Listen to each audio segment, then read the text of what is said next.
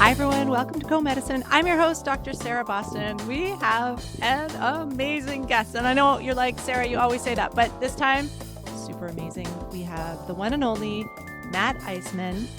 He is best known, I think, from American Ninja Warrior. He's been on that show for 15 seasons. He's a stand-up comedian. He's the host with the most. He trained as a physician. And get this, you guys, he decided, no, comedy is for me, and he moved to LA. The rest, as they say, is history. And I think most importantly, he's just the nicest guy ever, just like you thought he is. He really is. You can listen for yourselves. He is just, in a word, he's joy, he's joyful, he's enthusiastic, he's hilarious. He has a lot of great insights about comedy and life. So please stick around and listen to this wonderful conversation with the great Matt Iseman.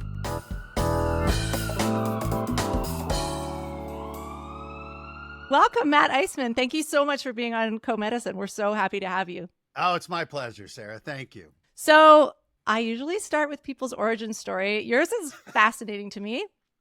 It really is, because I am a veterinarian. I'm doing comedy now, but I've practiced for a long time. So can you just start with telling us you're a physician, you did an internal medicine residency, and then something happened. What happened, Matt? You make it sound terrible now, like it's a Bruce Wayne thing, like two patients were shot in a pearl necklace, shot. No. And I didn't complete my residency. So yeah, I went to medical school, got my MD, Columbia.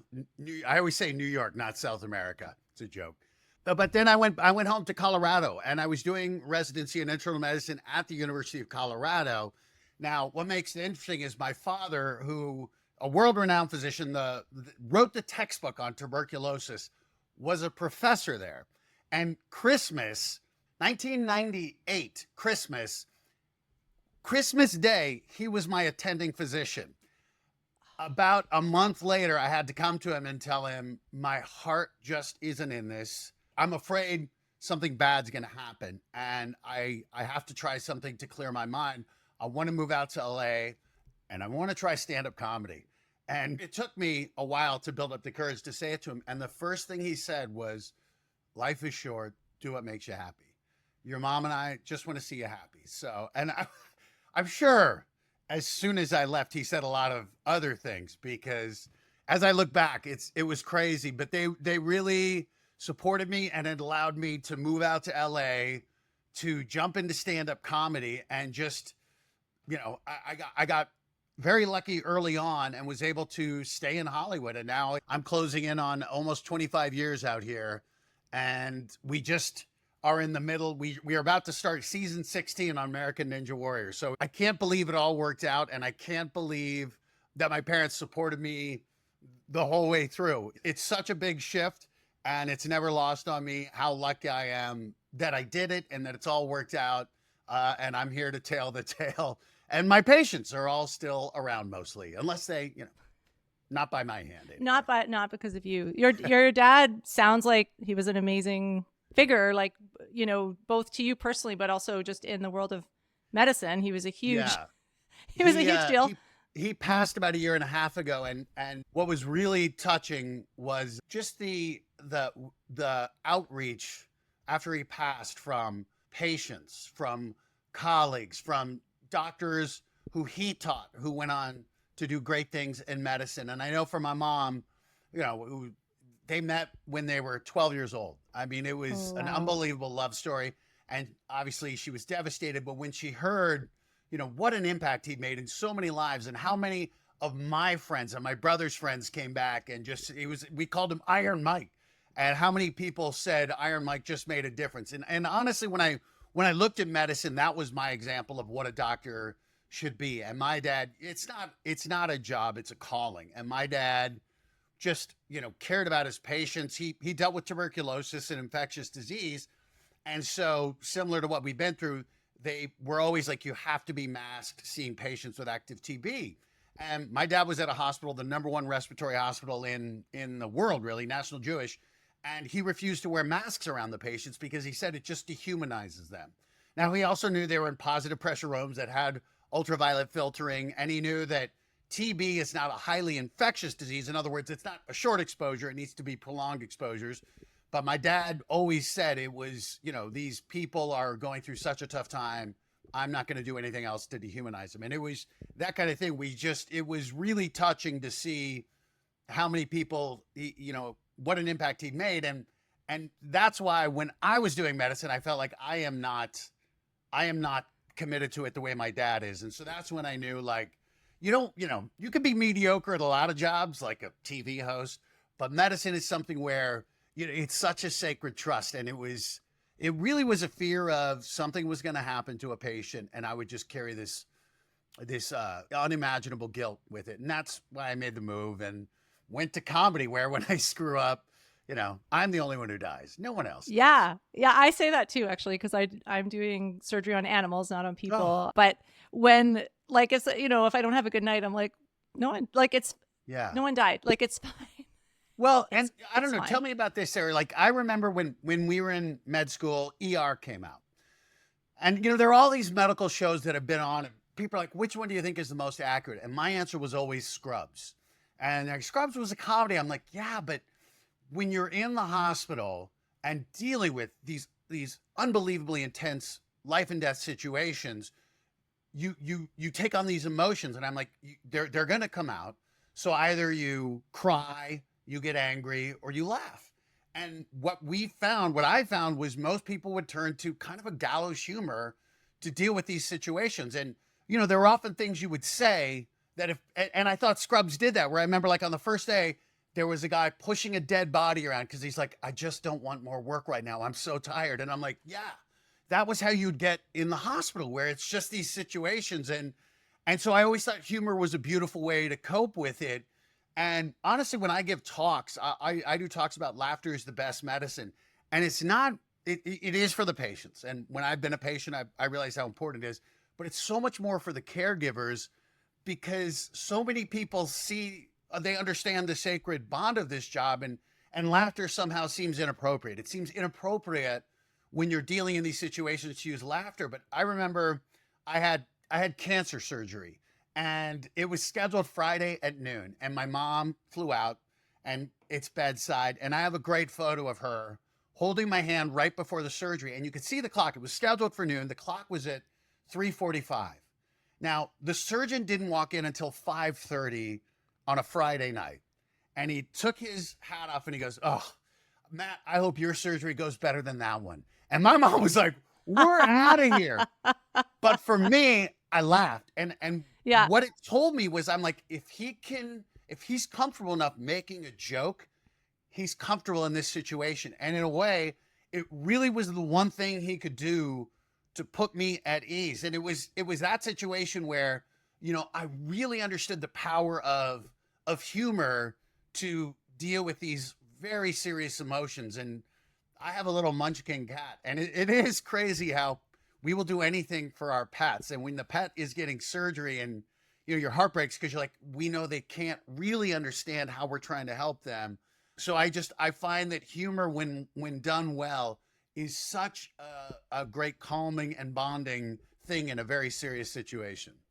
Yeah, you're speaking my language. It's definitely I have a few missions, but it's one of my mission within my profession is to try to bring humor, because we have a lot of burnout and compassion fatigue in veterinary medicine, like all the healthcare professions. And people talk about, like, doing yoga and taking breaks and eating right. I'm like, no, I don't do that. But I can make people laugh. It's my McDonald's in our hospital. We ate so poorly. It was always do as I say, not as I do. Yeah, people are like, just take a break. I'm like, I haven't peed in 12 hours. Like, really? I can't. No. And a lot of people fear saying the wrong thing. And it is. You never want to, know an inappropriate joke. But it really is one of those things that is, I almost think it's a connection. It's just kind of feeling a situation and then knowing when to have a release. And I just find that, and it can be like a corny dad joke or something, because it's almost when you come to a place and you speak a foreign language, no matter how poorly, people will understand the effort and the connection. And I think that's, particularly in this digital era, what we so often lack is just that feeling of, oh, we're really on the same page.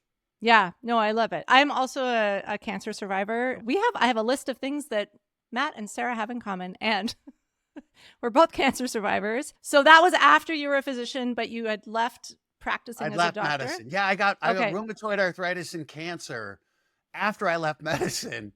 And the thing I found was you're a terrible patient as a doctor. And it's different knowing about a disease, understanding a disease, and then facing a disease. Yeah. So I don't know if you can talk about that a little bit more as much as you're comfortable. Go Well, ahead.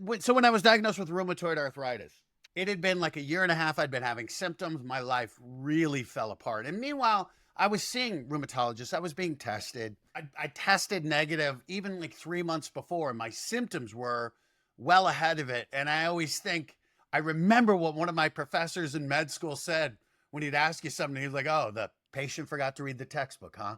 And you're like, "Yeah, just We say sometimes that too. it doesn't work out the way you always think." But when I got the diagnosis, I understood it. I was with a rheumatologist who could answer all my questions. I had friends who were doctors. My dad was a doctor. There was no shortage of people around to understand the biochemical process of what was going on. What I lacked was someone who knew what it was to face this.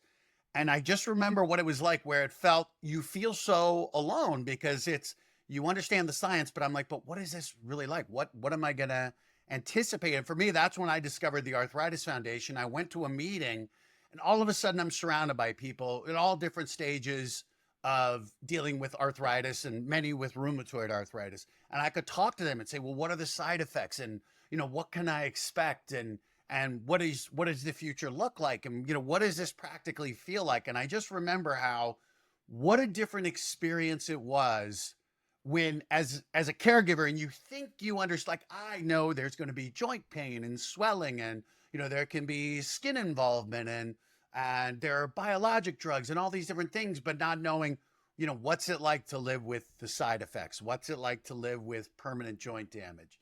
And so that was the time when it was just like the light switch going off of, I remember as a doctor, and we would train in clinical practice, and they would train you for empathy, and they would train you these things, but there really is,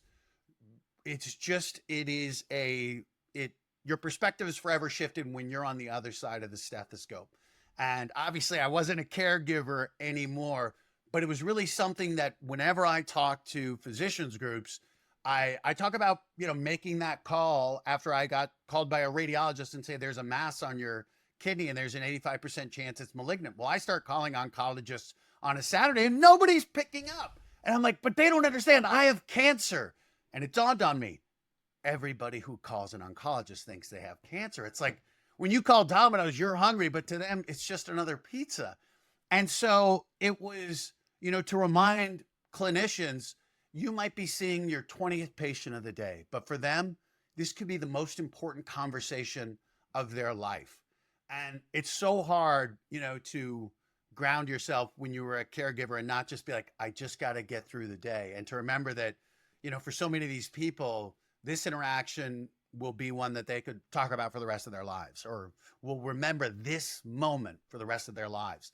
And so it's that thing you try to impart to people of, they're not a disease, they're a person, and everyone has these same fears, and to try to remember what it's like, because as the caregiver, it's easy to become, I think, inured to it because it's what you see every day. And so it was a hard learned lesson that I always try to share with caregivers of, just remember, this is, for every patient, it's a big moment. And then for you, I mean, you kind of were already on a path of, with your father's blessing of like, you should do what you're happy doing, Yeah. and life is short, which is so beautiful. It's such a beautiful message. And to have that support, especially because I didn't know your father, but the story, you would expect disappointment, but it was the opposite. Yeah. He was just like, go for it, It was funny because, and honestly, I think about that when the time I told him, it was he and my mom, and we took him to I took him to my favorite Chinese restaurant. And I remember thinking, later, like if I'd said, I'm leaving medicine to go do comedy, my dad had been like, no, you're not. That's absolutely ridiculous. You're going to grow out of it.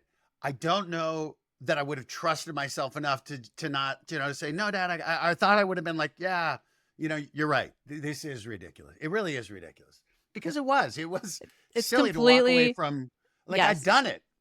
Yeah. I brought the Titanic all the way to New York, and now I'm just ramming Nah. it into the Statue of Liberty.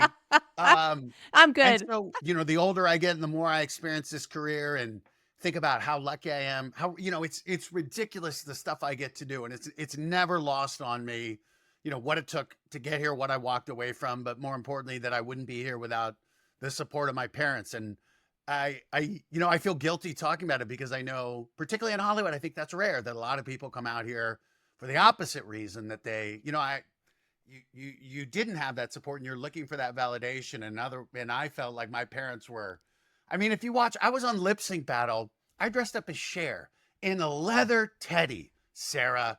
I shouldn't be wearing a leather teddy. And my dad is seeing his son, the former doctor up there, Doctor. his ass cheeks hanging out, dancing to "Do You Believe in Life After Love?" And at the end, LL Cool J literally looks at my parents and goes, "What do you think, Dr. Iseman?" And my dad did like Aw. the Caesar gladiator, and he gave the thumbs up, and the producer's like, because if he'd given a thumbs down, we weren't going to show him at all. But they Oh. were, I think the thing they saw was how much I love what I do, where, it's talking about ninjas or going on lip sync or doing stand-up comedy or doing a corporate event. Like I get such joy. And I think it's what I was looking for in medicine, was making people feel good.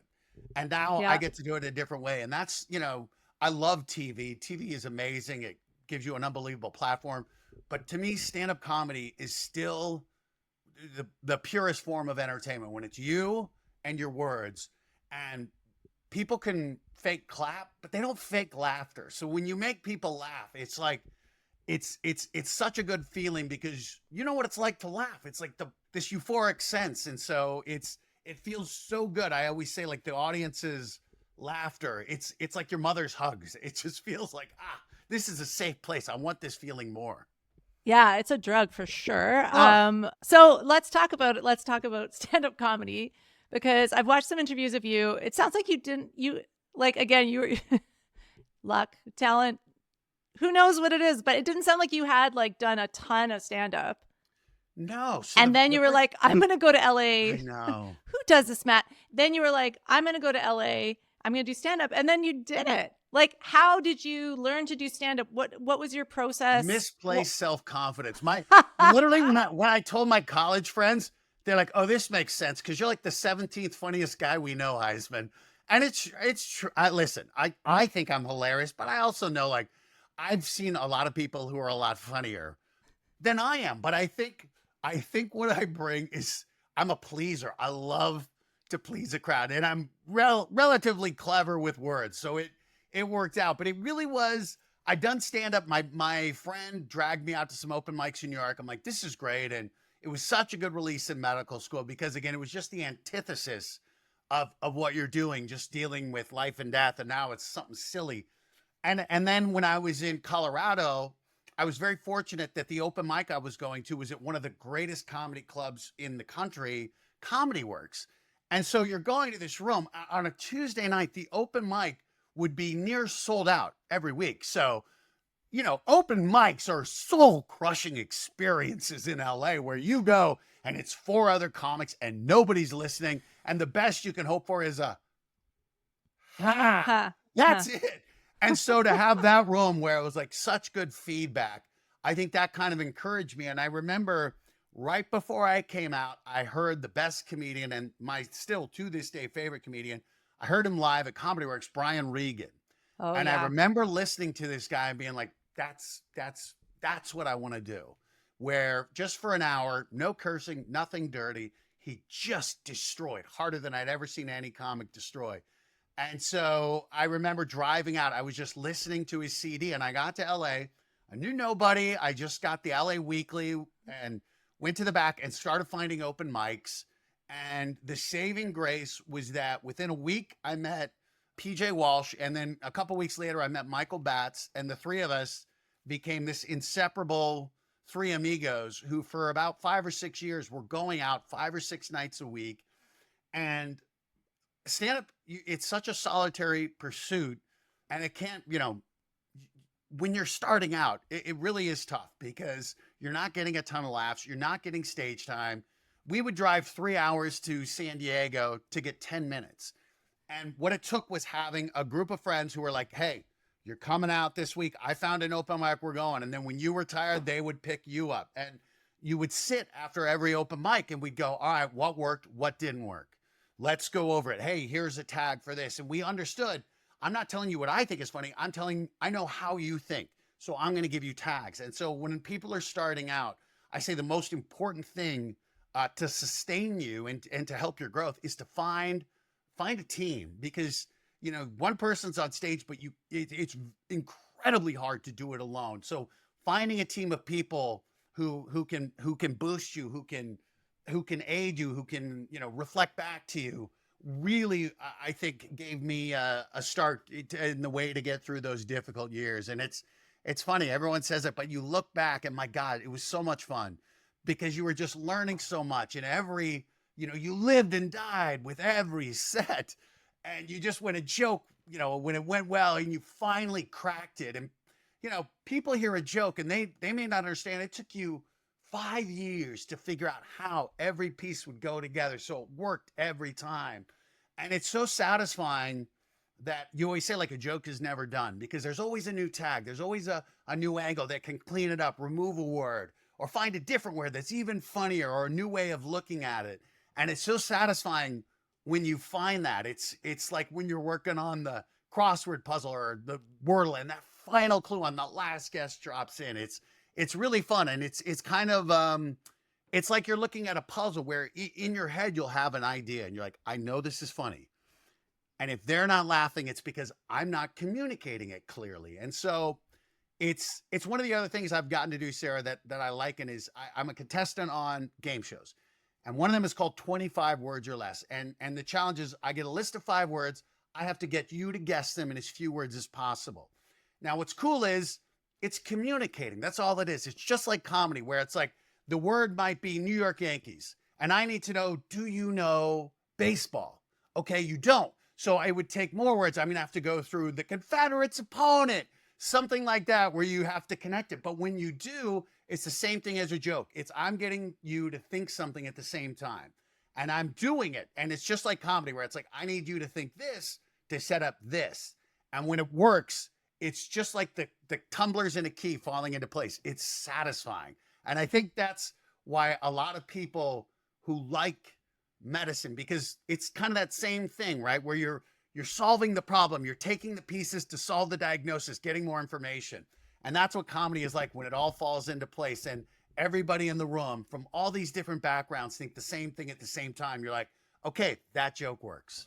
Yeah, I love it. I like the analogy that is there, because you were making me think that, because I'm like, sometimes if I have a really cool case, it's like the same. It is the same as like communicating or figuring something out. And I'm like, that was so cool. And it's funny, and it is like, and then the more you do it, the more you start to see the patterns. And it's just like in medicine. You're like, oh, I know what this is. Last time I remember I fell for that outlying sodium number, but I'm not going to do it this time because I've seen it before. And it's the same with comedy, where you start to figure out, this is how I communicate. This is how my personality resonates with people. And it really is fun. I look at Bill Burr is someone who I'd followed pretty early on, and I just listened to his podcast, and he does a one-man podcast, and it was just him. And with comedy, the best jokes are when you have your point of view. And what I heard was Bill found his point of view. And now when you listen to his podcast, it's like he's doing a stand-up bit, because he knows his point of view so well. It doesn't matter what the topic is. It's almost like everything he's saying is now a bit, because he's got such a clear point of view on it. And it's really been fun, I think, for comedians to, the first thing I did that was the movie Comedian, where Jerry Seinfeld took you through the evolution of a joke. And I think what we're getting to see with podcasts is seeing people find their voices as comedians, and we get to be a part of it. So I think it's really interesting, because, all comedians, I think, are kind of students of comedy. And while you might not be the same as a George Carlin or a Stephen Wright or a Bert Kreischer or Nikki Glaser, you're like, oh, I see what works for them. Can I apply something like that? And so it's kind of fun, breaking down film like an NFL player or a surgeon doing grand rounds, presenting something where you're like, I recognize the patterns now. Yeah. No, I love that. I've thought about doing a podcast by myself, but I think I'd be too lonely. It is a little, I think it is a little crazy where it's like, I'm just going to go off on something and this is what I got to say. I think Irish people do it well. Like Bill's I got some anger. I got to get this out. It's therapy. That, maybe people would listen if I just ranted into this microphone. I always say people identify with strong emotions. They may not identify with what you're angry about, but people like, I felt that anger before. I feel you. Yeah, that specificity. Okay, so you moved to LA. Yeah. Actually, I want to talk about one other thing because I'm interested in this because you talk about it a little bit. You had a girlfriend when you made this decision. Yes. And then you didn't. She was a dietitian. Okay. And yeah, she was a dietitian. I met her in the hospital and I had to tell her I'm leaving medicine to do stand-up comedy. And she said, good luck. She broke up with me. And the worst part, we always said the thing she liked most about me was my sense of humor. I was left funny when I was a doctor. Now, I will say, in reality, that was an exaggeration. She didn't break up with me because of it, but I could see that. It's an exaggeration that I tell for comedic effect, but it's probably true. She would have. You're not together, so. But it was, and that was one of the things. Like, I am engaged to be married September 1st. This is my first. And I was like, listen, if I'd stayed a doctor, I would have gotten married earlier. When I came out to LA, it is a very self-centered, navel-gazing career. And I think I focused on my career a lot. So it took me a while to finally get back to the point where I was ready for marriage. And it also took an amazing woman. So I found her. Well, congratulations. Now, I saw a video.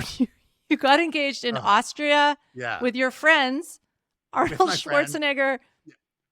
Yeah. What happened? What's going on? So John Kerry was there too. Yes, it was just like I drew it up, Sarah. Just regular. Yeah. So I did Celebrity Apprentice. No one knows this. And I won. But it was with Schwarzenegger as the boss. The previous boss had gotten a different job. But because of that, the show just became this political football. NBC killed it. You can't find it online. They disappeared the show. So it was one of those things where I was like, oh my God, I win this thing. I raised a ton of money for charity. It's going to be great.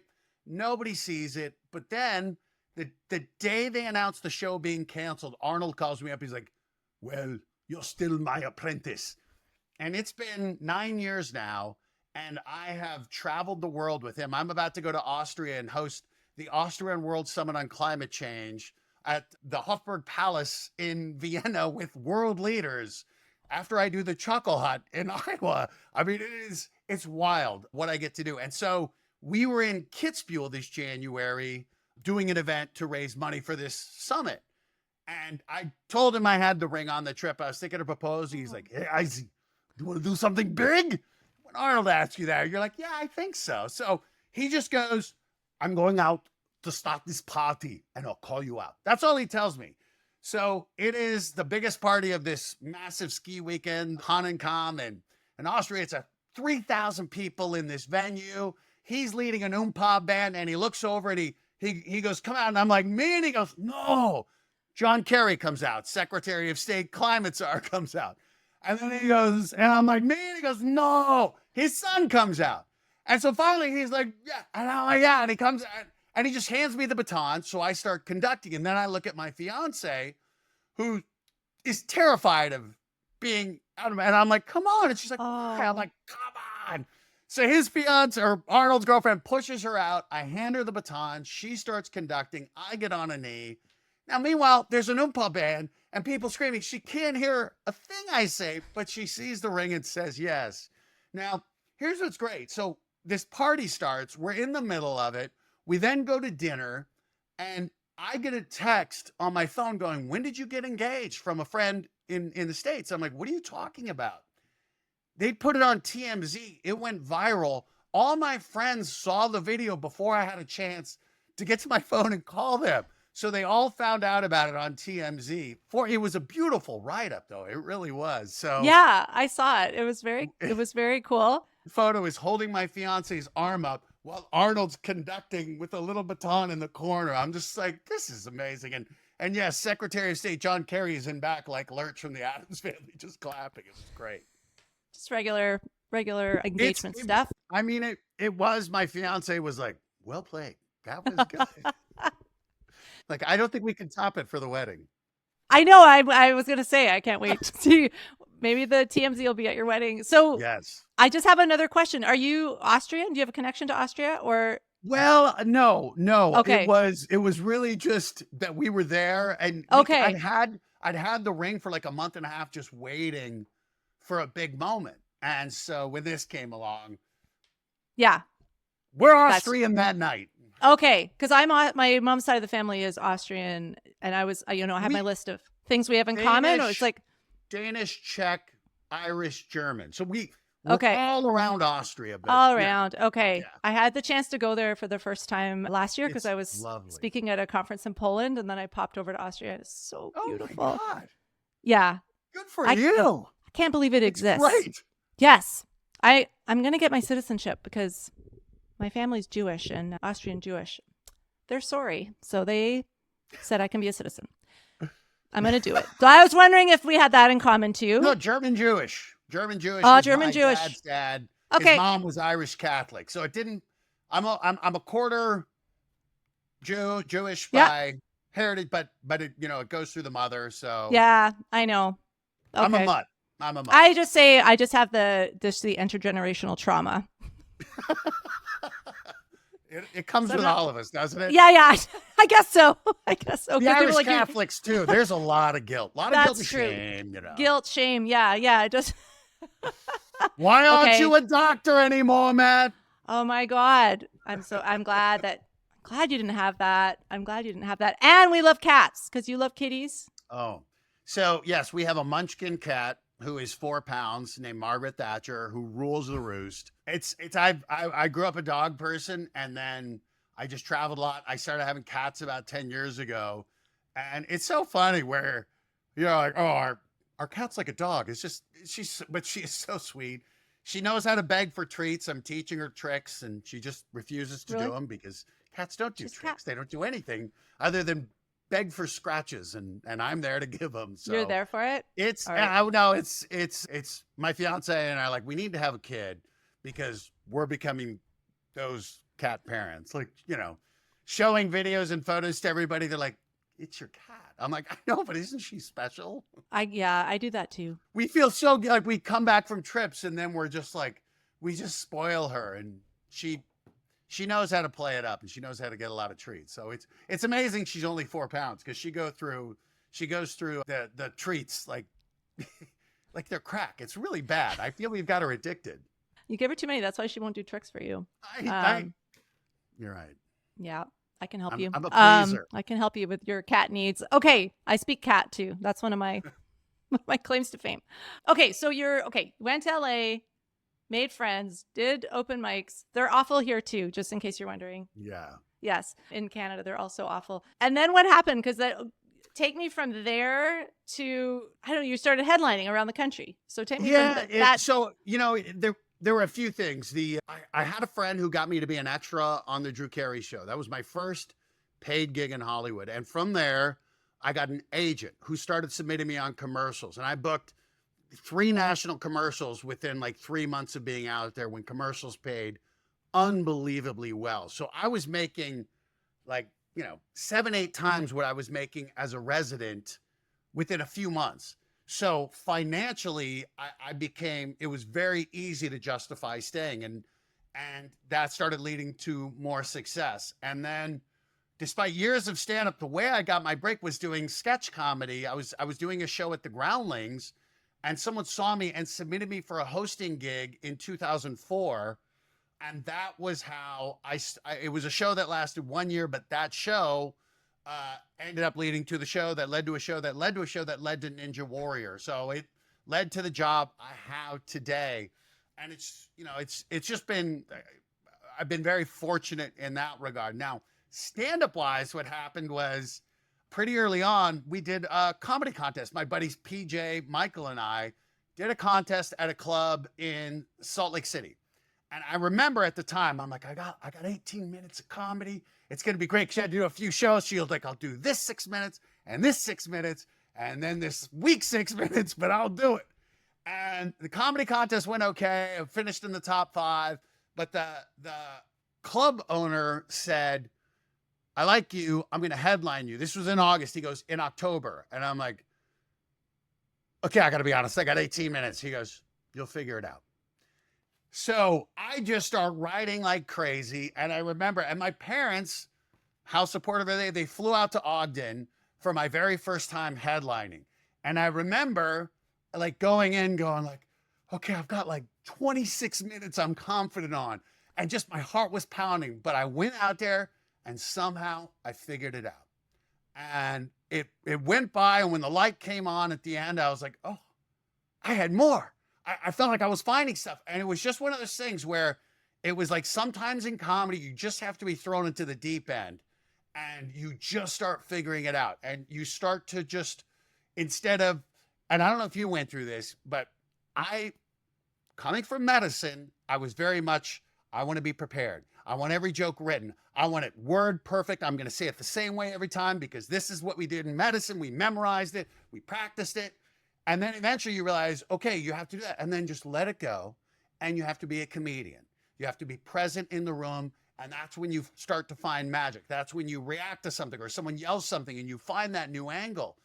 And so it was really cool to feel like I just had to get out there and out of necessity, start being a comedian. And it really was one of those things where it was, when it dawned on me with comedy, I'd always been like, oh, your material will carry you. And then you're like, no. You carry your material. You're the one who has to go out there when you're confident. Because I learned like when a joke bombs, the audience watches you.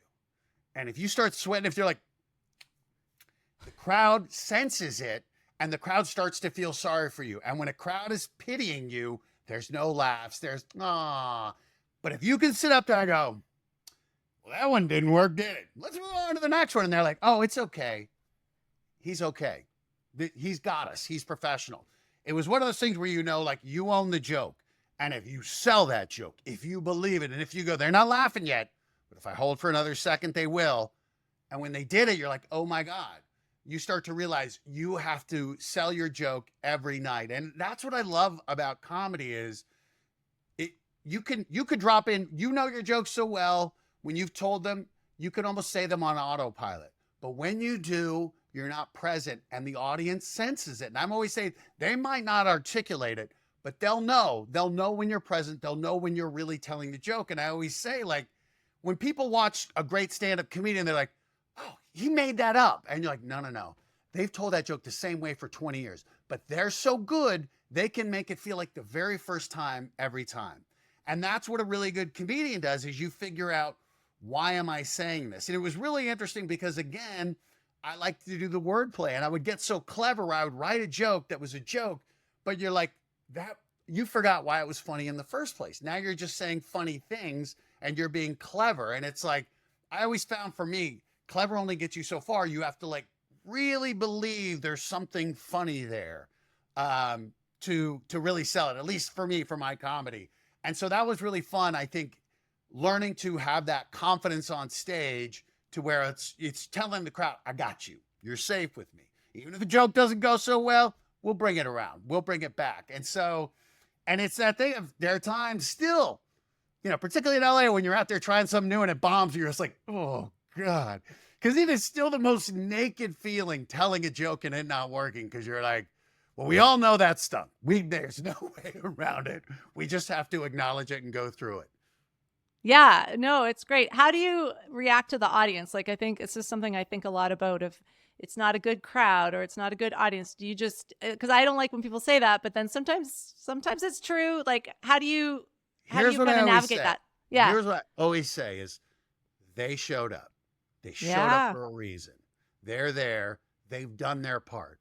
If it's not working, it's you. And it can be a bad crowd. There are bad crowds. There are crowds who are judgy or they're too drunk or whatever. But I always feel like it's your job to try to corral them. And if, you know, someone gets out of hand, then, you know, and again, I'm not a guy who's gonna rip people. If I make fun of someone, I'm always gonna be the biggest butt of the joke, and it'll usually be something like, "Oh, look at you! You're like Ryan Gosling with your incredible hair. You're so handsome."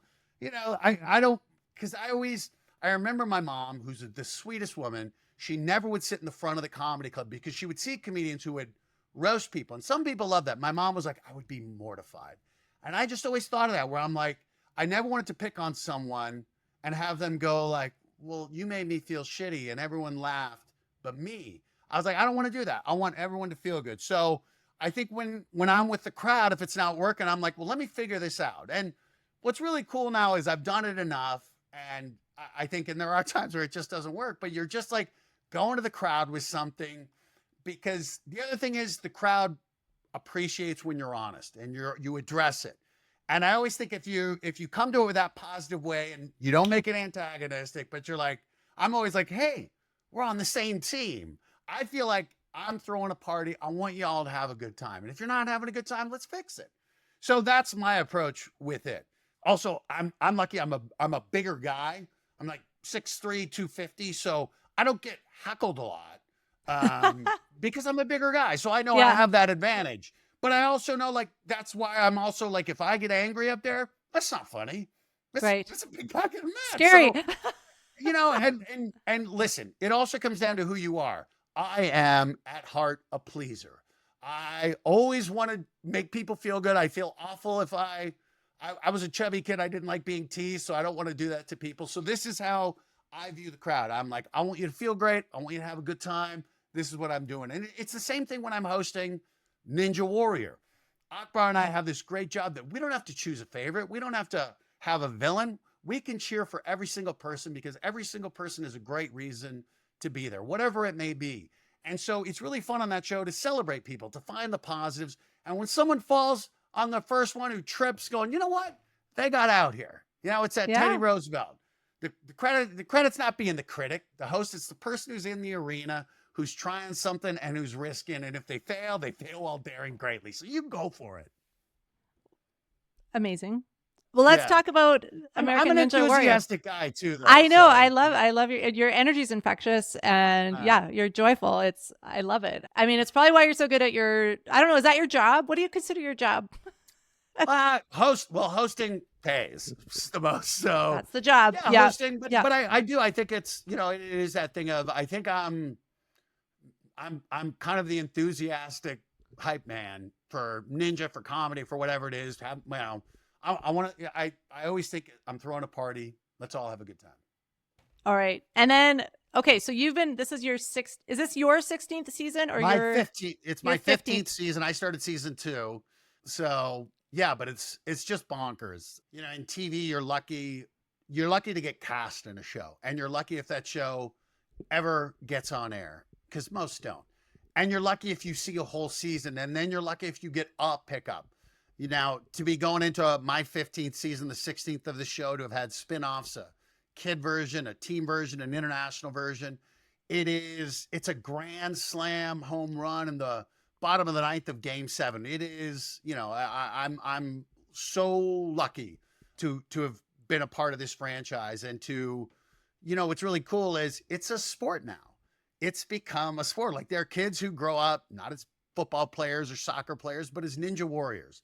And a lot of people have changed their lives for the better because of it, not just physically, but with this discipline they've garnered from it.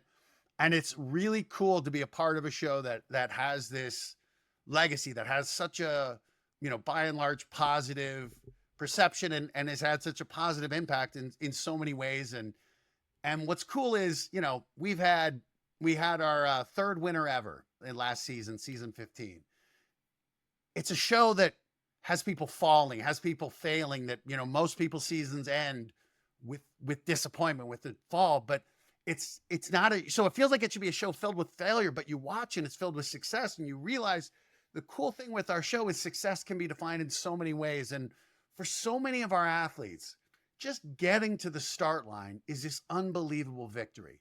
We've had people who've had stage 4 cancer who are, it's incredible that they're alive, and here they are on Ninja Warrior. And so it's really cool to see how many people are impacted by these stories of someone who makes it one obstacle, but they're like, you know what?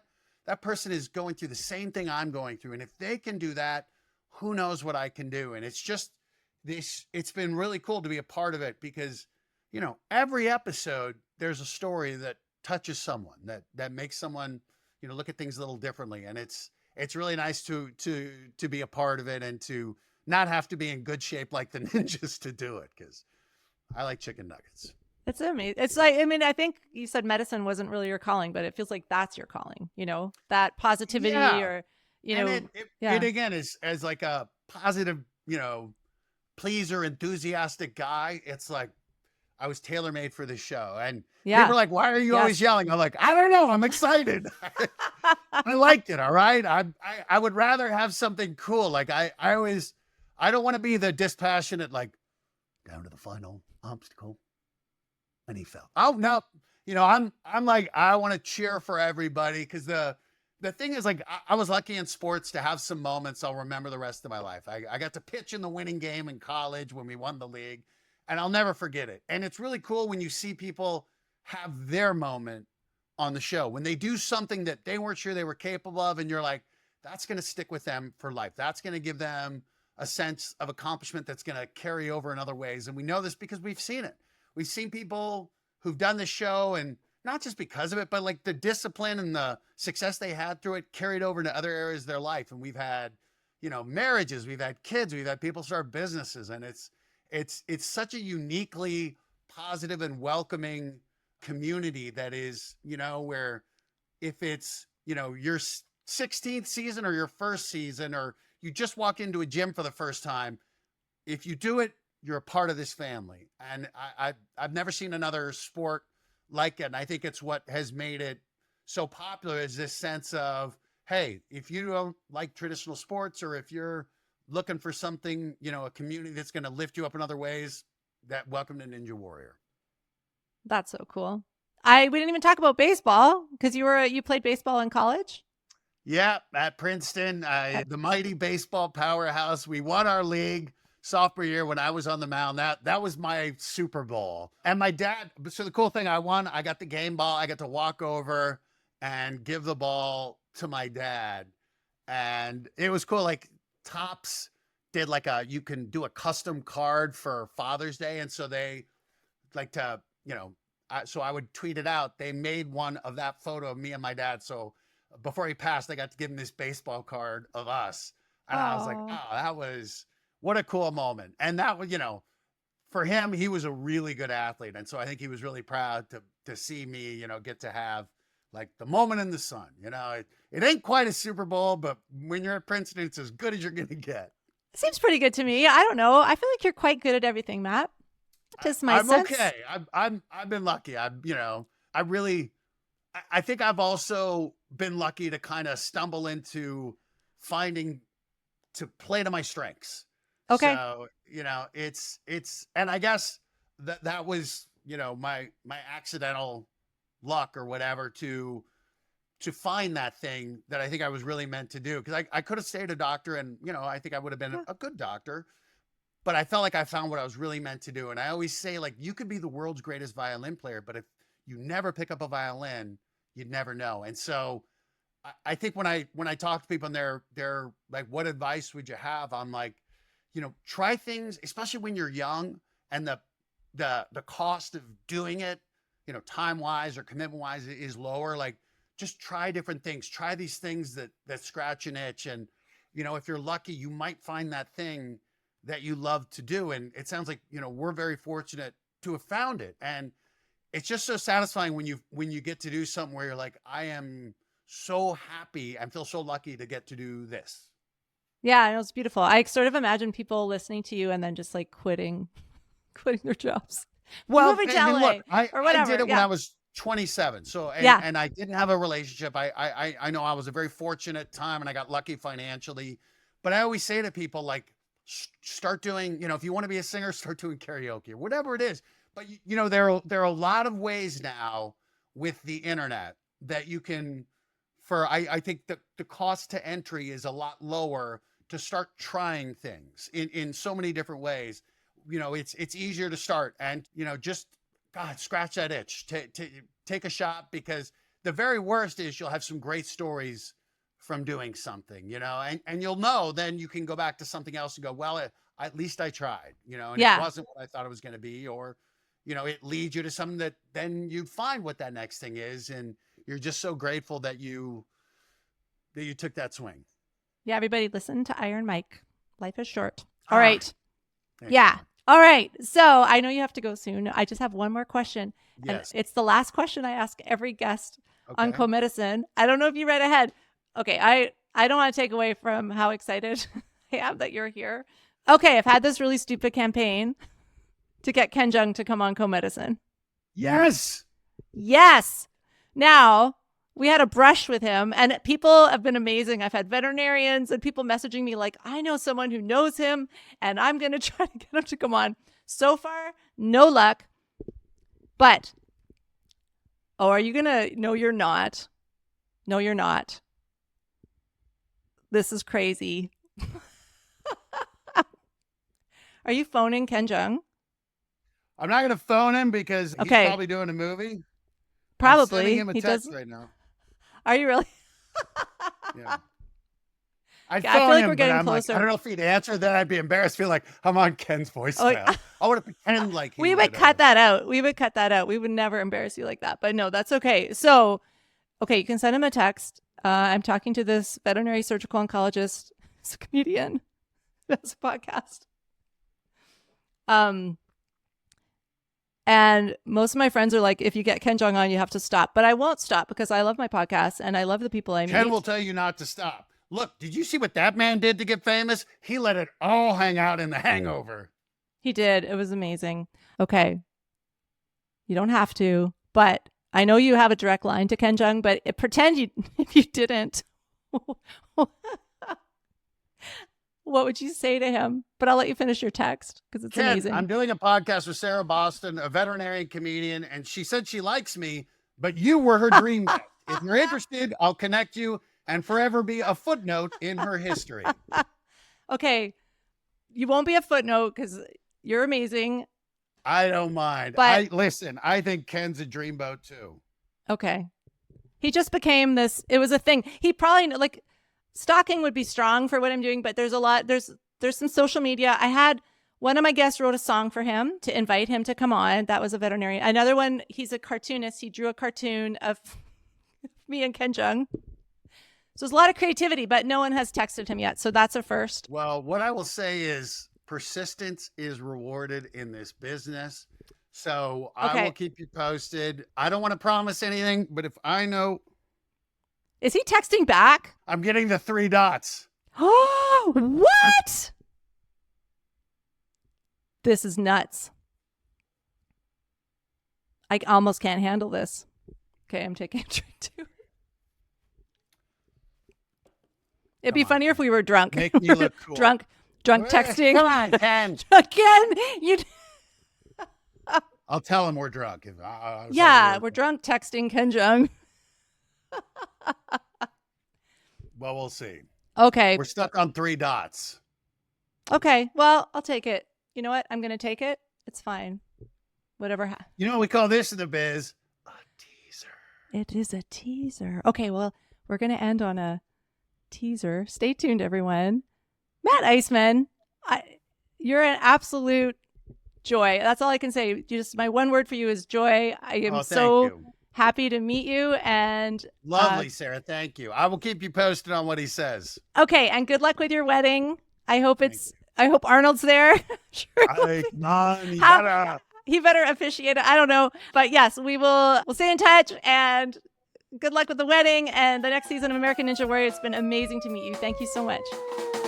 And that wraps up another episode of Comedicine. Thank you so much for listening. It is great having you here. If you have been listening to Comedicine from the beginning, thank you. If you're new to Comedicine, thank you and welcome to our Comedicine community.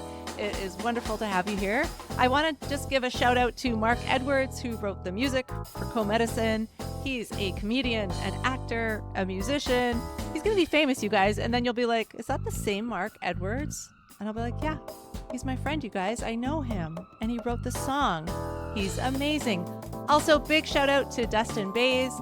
Thank you for editing the show and producing it. I appreciate you because I don't know how to do that stuff and I don't want to learn. Yes, it's willful ignorance, I think, at this point, but I'm so glad Dustin is here with me, helping me out with the show. And thank you for being here. If you enjoyed this episode, please like it, share it, do all the things, review it. If you're a sponsor or a potential sponsor, call me. That would be great. If you don't like the show, I don't know why you're still here.